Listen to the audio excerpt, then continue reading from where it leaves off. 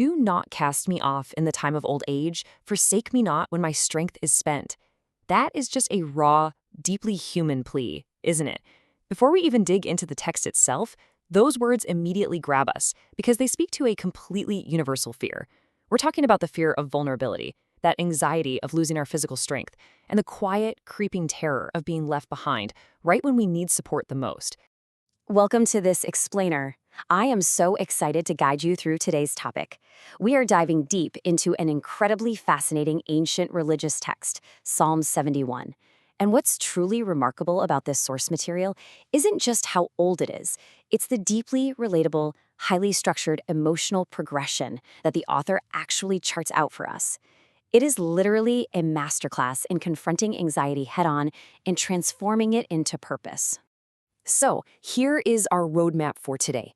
We're going to trace the narrator's journey through 5 distinct phases: seeking a strong refuge, trust from early youth, the vulnerabilities of aging, passing the legacy on, and finally, a final joyous praise. All right, kicking things off with section 1, seeking a strong refuge. The author doesn't really ease us in with pleasantries here. The opening lines immediately establish this desperate dynamic of rescue and deliverance. Right out of the gate in verses 1 through 4, the verbs are incredibly active and urgent. It's all deliver me, rescue me, save me. The pacing is fast. The narrator is in an immediate crisis and they need an immediate intervention. To really understand the kind of safety the speaker needs, think about the concrete, immovable architectural metaphors being used. They're asking for a rock of refuge and a fortress so they can be delivered from the hand of the wicked. You know, in the ancient world, a fortress wasn't just some abstract symbol. It was often a city's absolute only chance of survival against a besieging army. When you're facing chaos and cruelty, and the speaker explicitly notes they are facing unjust and cruel men, you don't ask for a comforting thought. You ask for a fortress. You ask for permanence. Moving right along to section 2, trust from early youth. Now, to calm their present anxiety, the narrator looks backward.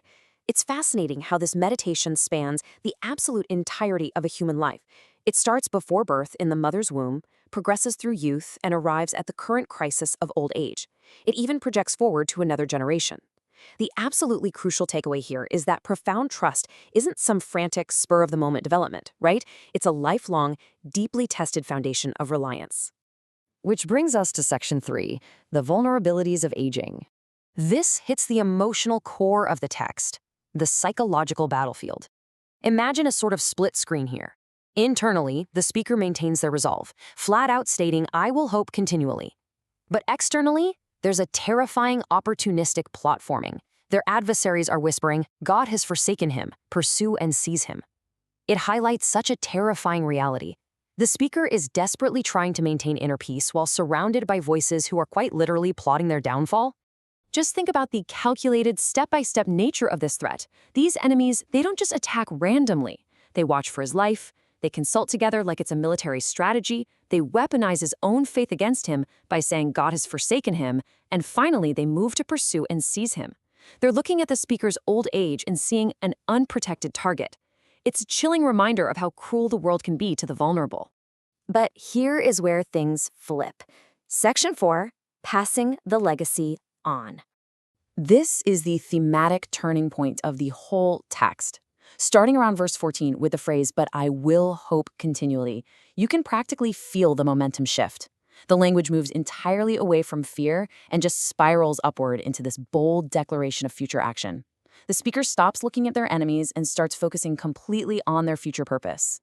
This shift is captured so perfectly in verse 18. "So even to old age and gray hairs, O God, do not forsake me until I proclaim your might to another generation." So why do they want to survive? It's not just to keep breathing. They find profound purpose in becoming the bridge of memory to all those to come. Their legacy literally is their survival. The imagery in verse 20 is particularly striking. The author says they have been made to see many troubles and calamities. There's absolutely no toxic positivity here. They fully acknowledge the intense suffering they've endured.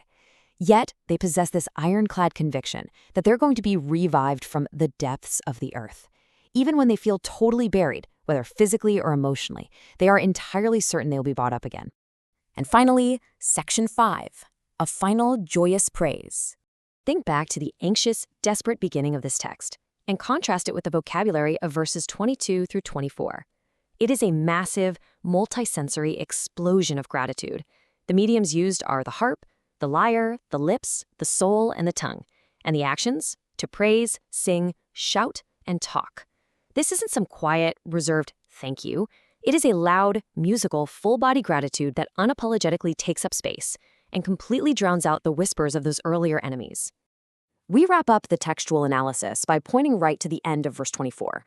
The narrator notes that all this ongoing praise, talking of this righteous help all the day long, is ultimately fueled by one specific reality. The enemies who sought to hurt them have been put to shame and disappointed. The existential threat that opened the text has been completely neutralized. The fortress held strong.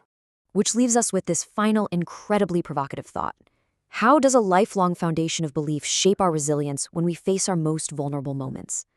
Psalm 71 might be an ancient text, but its emotional arc, the universal realities of aging, the fear of losing our physical strength, and that deep, fundamentally human desire to leave behind a meaningful legacy is just as relevant today as it was thousands of years ago.